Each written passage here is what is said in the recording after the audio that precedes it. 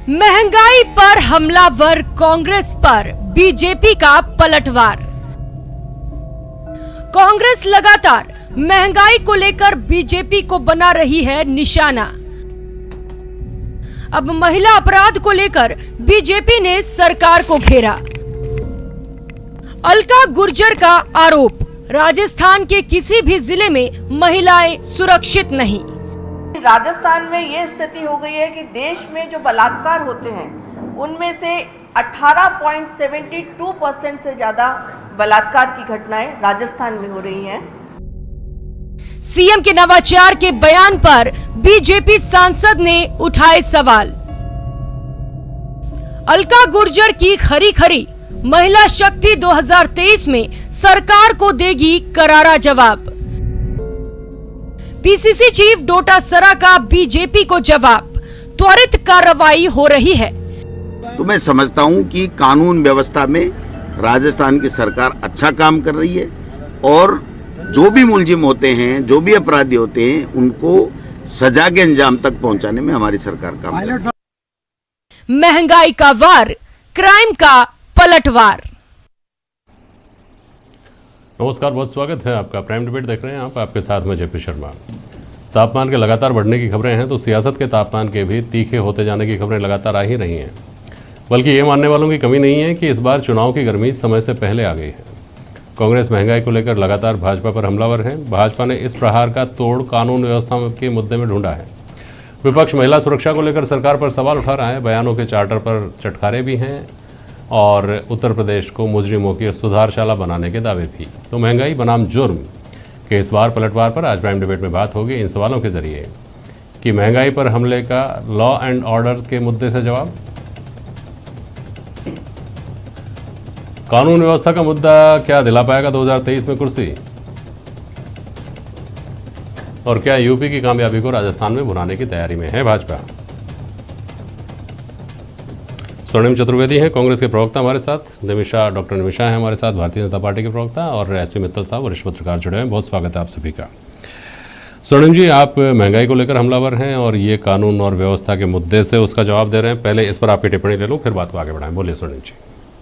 देखिए जेपी जी, भारतीय जनता पार्टी की पूर्ववर्ती सरकार तो गई कानून व्यवस्था के मुद्दे पर थी। जब कानून जो महिलाओं के प्रति कहना चाहिए दुष्कर्म से लेकर के एट्रोसिटीज़ के केस थे वो लगातार बढ़ रहे थे और उनकी संख्या अत्यधिक हो गई थी और बार बार खबरें ये आती थीं कि महिला मुख्यमंत्री के राज में महिलाएं सुरक्षित नहीं है। इस मुद्दे पर ही भारतीय जनता पार्टी की उस वक्त तत्कालीन सरकार गई थी और ये भी देखा गया कि उस वक्त तो मुकदमे तक दर्ज नहीं करवा पाती थी महिलाएं जिनके साथ दुष्कर्म होते थे। और सबसे बड़ा अगर कोई मुद्दा है आज तो महंगाई का है, जिसने आम आदमी का जीना दुभर कर दिया है। आम आदमी की थाली से रोटी गायब हो गई है और उसको अपने दिन प्रतिदिन की जो कहना चाहिए एक्टिविटीज़ हैं उसके लिए जूझना पड़ रहा है। पेट्रोल, डीजल, रसोई गैस के जो दाम बढ़ाए जा रहे हैं उनका कोई तर्क संगत कारण सरकार नहीं बता पाती है। उसके कारण बार बार अनर्गल तथ्य, अनर्गल बयानबाजी करके देश का, दुनिया का और जनता का ध्यान भटकाने की कोशिश हो रही है। इससे अधिक कुछ नहीं है। निमिषा जी बोलिए।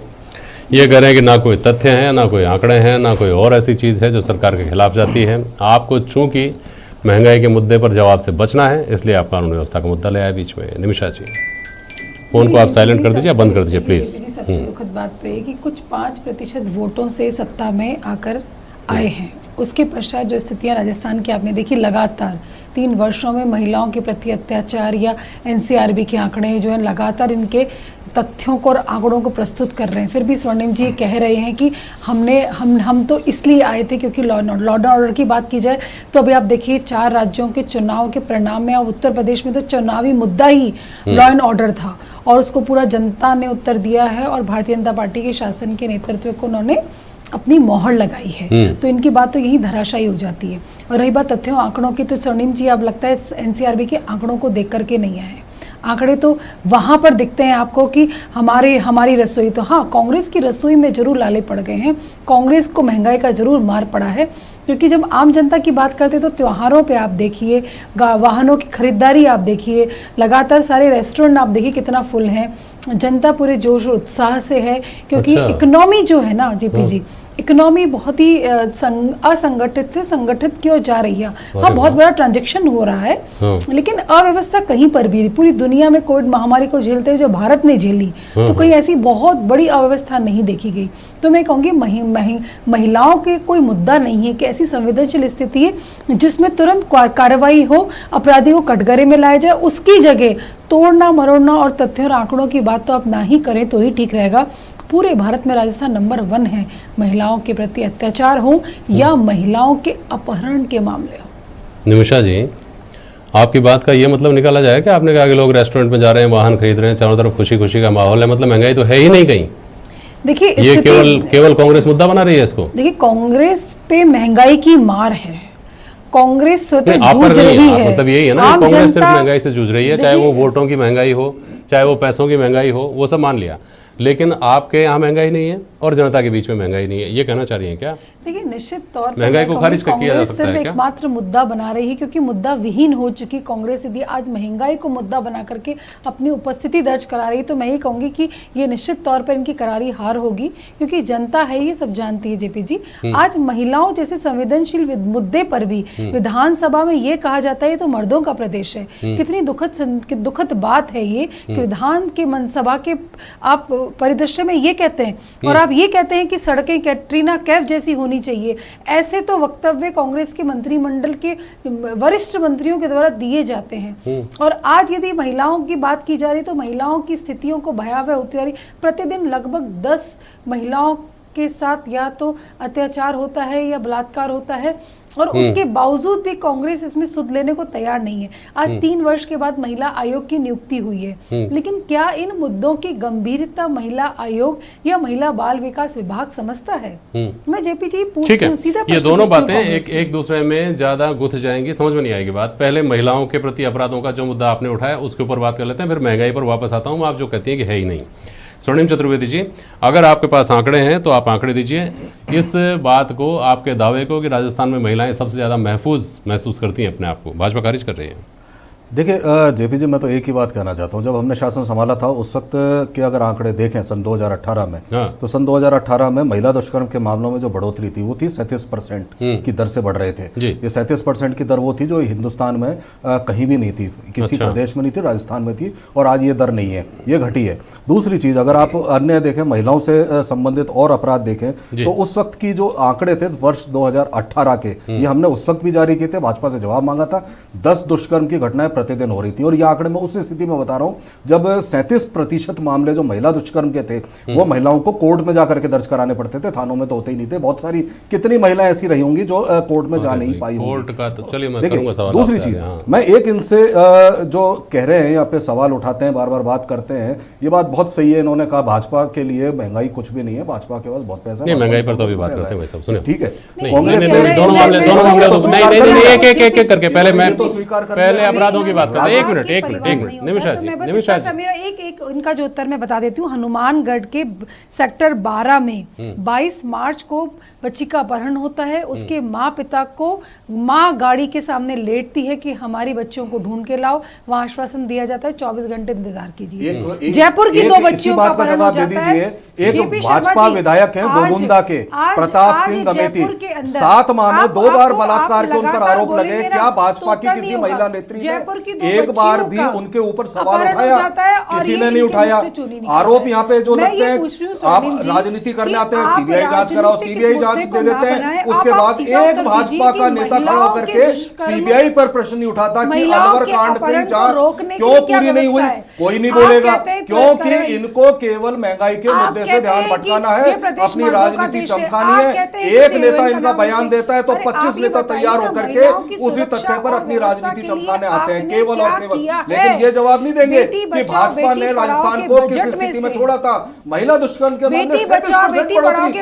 और आज जेपी जी, मैं ये बताना चाहता हूँ दावे के साथ, एनसीआरबी का आंकड़ा है 14.58% अपराधों में कमी आई है राजस्थान में। ऐसा आज तक के इतिहास में कभी नहीं हुआ।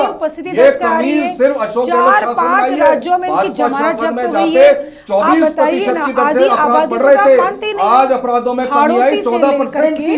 दर से, मेवाड़ तो ये हो इसका चाहे जवाब मारवाड़ नहीं दे हो, सकती भाजपा। कहीं पर भी इसीलिए अशोक गहलोत जी ने कहा निमिषा जी, कि गृह मंत्री जी को बुला लीजिए, एक आप मिनट, चार्टर प्लेन एक भेजते हैं, इनके- वो बताएंगे इनको। अब एक मिनट सुनिए, ये है सुनिए, निमिषा जी, आप भी इनके सुनिए, आला निमिषा जी, कमान प्लीज। एक ट्वीट भर तक ठीक। नहीं करते, प्रदेश में दौरा आगे करते हैं, बात सवाई सुनिए। माधोपुर अब- में भ्रमण पे जाते अब हैं, मेरे एक लेकिन सवाल का जवाब महिलाओं दे के दीजिए। मुद्दे पर लेकर एक शब्द नहीं अब बोलते। मेरे एक सवाल का जवाब दे दीजिए। पहली बात तो ये है कि आपने एक जगह का एक घटना का उदाहरण दिया, ऐसे और 10 उदाहरण होंगे वो भी आप दे सकती हैं, लेकिन एक उदाहरण कांग्रेस बार बार देती है कि आपके समय खुद गृह मंत्री ने यह कहा कि सरकार के पास कोई जादू की छड़ी नहीं है। मेरा सवाल इससे जुड़ा हुआ नहीं है, मैं सिर्फ आपको याद दिला रहा हूँ। दूसरी बात, कुछ आंकड़े सरकार ने जारी किए जो आपके भी संज्ञान में होंगे, जैसे इन्होंने कहा कि 14.46% की कमी 2000 जब लॉकडाउन लगा हुआ था तब, और लॉकडाउन खुल गया उसके बाद भी 2019 की तुलना में 21 में 4.77% की कमी हुई है अपराधों में।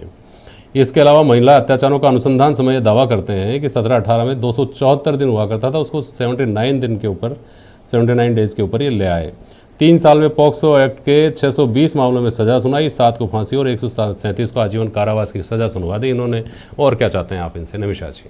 देखिए, और आप ये देखिए कि जब विधानसभा के पटल पर स्वीकार किया जा रहा है कि हाँ हालात बहुत बदतर हैं, नियंत्रण की आवश्यकता है, तो स्टेटमेंट क्या दिया जाता है, तो मैं रिपीट नहीं करना चाहती, लेकिन हाँ। और आप देखिए कि कोटा की बच्ची हो, चाहे वो अलवर में मूक बधिर बच्ची के साथ जो स्थितियां हुई है, या फिर लेकिन स्वर्णिम जी सवाल ये, अरे सुनिए, अरे सवाल से आप हटते हैं। स्वर्णिम जी सवाल ये भी है, जहां से ये आंकड़े जारी हुए हैं ना, तो मुझे तो ये बताइए, वहाँ आंकड़े ये भी हैं। आप ये कहते हैं कि 33% बात सुनिए, निमिषा जी सुनिए प्लीज, आता हूँ ना मैडम वापस आपके पास। क्या बनाया है, निमिषा जी आता हूँ ना आपके पास वापस। 33% मामले आप क्यों कहते हैं कि FIR, चूंकि हमने अनिवार्य FIR की पॉलिसी लागू की है इसलिए राजस्थान में आंकड़ों की संख्या ज़्यादा है। आप कहते हैं कि सभी प्रदेशों में ऐसा होना चाहिए ताकि वास्तविक संख्या का पता चले, मुकदमे दर्ज हो रहे हैं उनका।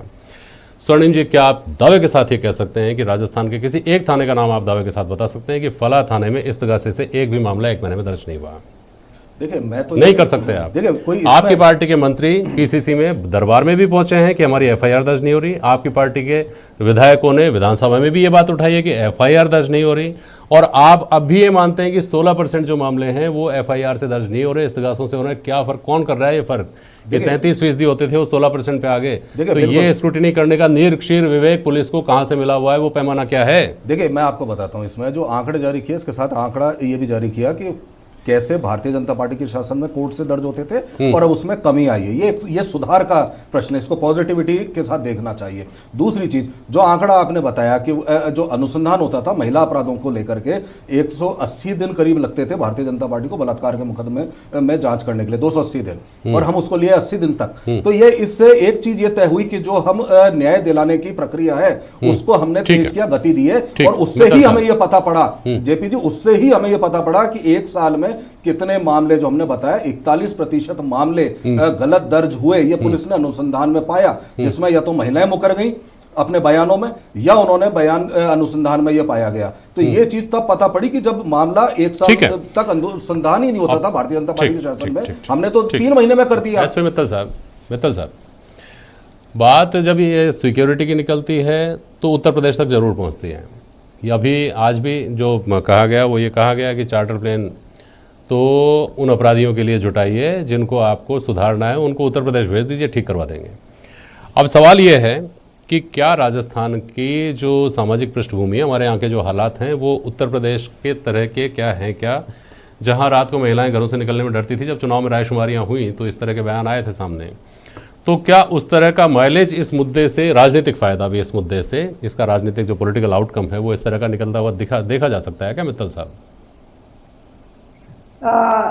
मेरा ये मानना है कि पूरे देश के अंदर राजस्थान की जो कानून व्यवस्था हम यदि राष्ट्रीय स्तर पर देखें तो और राज्यों के मुकाबले में अपेक्षाकृत मुझे लगता है कि राजस्थान की कानून व्यवस्था ठीक है। उसका जो मुख्य कारण वो ये है कि यहाँ का जो समाज है, यहाँ के जो लोग हैं, वो इसमें महत्वपूर्ण भूमिका निभाते हैं, पढ़े लिखे लोग हैं, और मुझे लगता है कि जिस तरीके से दूसरे राज्यों में आपराधिक प्रवृत्ति के लोग ज्यादा हैं, राजस्थान में ऐसी व्यवस्था नहीं है। अब राज सवाल ये कि इन दिनों जिस तरीके से बात आ रही है, तो हम जेपी जी देख रहे हैं कि आए दिन अखबारों में प्रथम पृष्ठ पर कहीं ना कहीं किसी ना किसी जिले में, शहर में, कस्बे में रेप की घटनाएं होती हैं, हत्याओं की घटनाएं होती हैं और क्या नाम से दूसरे जो अपराधी सामाजिक अपराध है उन सब की घटनाएं होती हैं। हम रोज देखते हैं, रोज पढ़ने को मिलते हैं। तो ऐसी स्थिति के अंदर मौजूदा समय में ये कहा जा सकता है कि जो कानून व्यवस्था की स्थिति है वो मुझे लगता है कि शायद क्या नाम से ठीक नहीं है। अब मुख्यमंत्री जी का ये कहना है इस सारे संबंध में कि हमने बहुत सारे नवाचार किए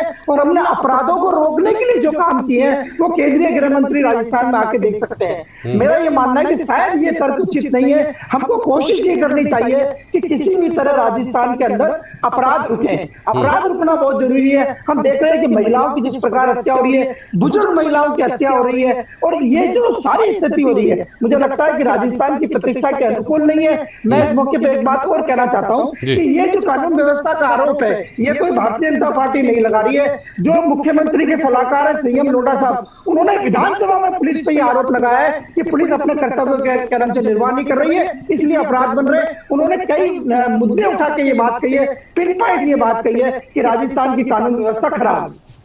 अच्छा, अब एक सवाल का जवाब और दीजिए मित्तल साहब। सवाल महंगाई पर उठाए जाते हैं, जवाब लॉ एंड ऑर्डर पर आता है। महंगाई पर क्या जवाब देने की स्थिति में नहीं है। एक पैनलिस्ट कहते हैं कि साहब प्रदेशों के ऊपर डिपेंड कर रहा है, प्रदेशों का देखा जाना चाहिए तुलनात्मक रूप से कौन सा प्रदेश सबसे ज़्यादा महंगा है। राजस्थान सबसे ज़्यादा महंगा है। निमिषा जी कह रही हैं कि महंगाई को लेकर केवल एक धारणा बनाई जा रही है, असल में उस तरह की स्थितियाँ उतनी भयावह स्थितियाँ हैं ही नहीं। और दूसरी इस सबसे एक अलग पहलू ये भी है मित्तल साहब कि महंगाई का मुद्दा 2014 के बाद में, जैसे स्वर्णिम जी कह रहे थे ना अभी कि ये तो गए कानून व्यवस्था के मुद्दे पे थे, तो भाई कानून व्यवस्था के मुद्दे पे अगर ये गए थे और उस मुद्दे पर वापस नहीं आ सकते तो महंगाई के मुद्दे पे आप गए थे केंद्र में, आप भी वापस नहीं आ सकते, वो एक अलग बात है। लेकिन महंगाई का मुद्दा लगातार हर चुनाव में बना रहा। ताज़ा अभी 5 राज्यों के जो चुनाव हुए उसमें महंगाई का मुद्दा बहुत बड़ा मुद्दा था, लेकिन परिणाम उस मुद्दे के साथ नहीं गए। तो ये जो एक विरोधाभास सा राजनीति का दिख रहा है कि आम जनता जिस मुद्दे से सबसे ज़्यादा त्रस्त बताई जाती है उस मुद्दे पर तो वोटिंग होती ही नहीं है, वो हाल फिलहाल तक भाजपा के पक्ष में जाती है। लेकिन क्या इसको लेकर भाजपा इत्मीनान रख सकती है कि सदा सर्वदा ऐसा ही रहेगा? मित्तल जी। नहीं विजय, मेरा ये मानना है कि महंगाई का मुद्दा है, इसमें कोई दो राय नहीं है। और जिस तरीके से अभी तेल उत्पादों के दाम बढ़े हैं मुझे लगता है कि ये बहुत गंभीर बात है। और पूरे देश के अंदर गंगानगर ऐसा शहर हो गया है जहाँ 114 रुपए प्रति लीटर आज पेट्रोल वहां पे आज बिका है। तो मुझे लगता है कि महंगाई का मुद्दा है। और जो लोग ये कह रहे हैं कि ये महंगाई का मुद्दा नहीं है, जनता पे असर नहीं डालता है, मुझे ये लगता है कि चुनाव कोई इसका पैमाना नहीं है कि हम यदि 4 राज्यों में चुनाव जीत गए। चुनाव जीतने के बहुत सारे समीकरण होते हैं, हम ये नहीं कह सकते कि हम चुनाव जीत गए तो महंगाई का तो मुद्दा नहीं है। मेरा ये मानना है कि महंगाई का मुद्दा है। और केंद्र सरकार को क्या नाम से, चाहे वो राज्य सरकार हो या केंद्र सरकार हो, अक्सर ये आरोप लगाया जाता है, खासतौर से तेल उत्पादों के अंदर ये आरोप लगाया जाता है कि यदि क्या नाम से भारत सरकार यदि क्या नाम से जीएसटी के नाम पर टैक्स लेती है तो जो राजस्थान सरकार है, जो प्रदेश की सरकार है, वो भी अपना टैक्स वसूलती है। इसलिए जब भी कभी तेल के दाम बढ़ते हैं तो उससे राज्य को सरकार को फायदा होता है। लेकिन मेरा ये मानना है कि आम व्यक्ति इससे बहुत परेशान होता है और यदि आम व्यक्ति परेशान होता है तो कहीं ना कहीं उसका असर जरूर होगा। शुक्रिया मित्तल साहब और शुक्रिया आप सभी का आज प्राइम डिबेट में शामिल होने के लिए। आज के लिए बस इतना ही। नमस्कार।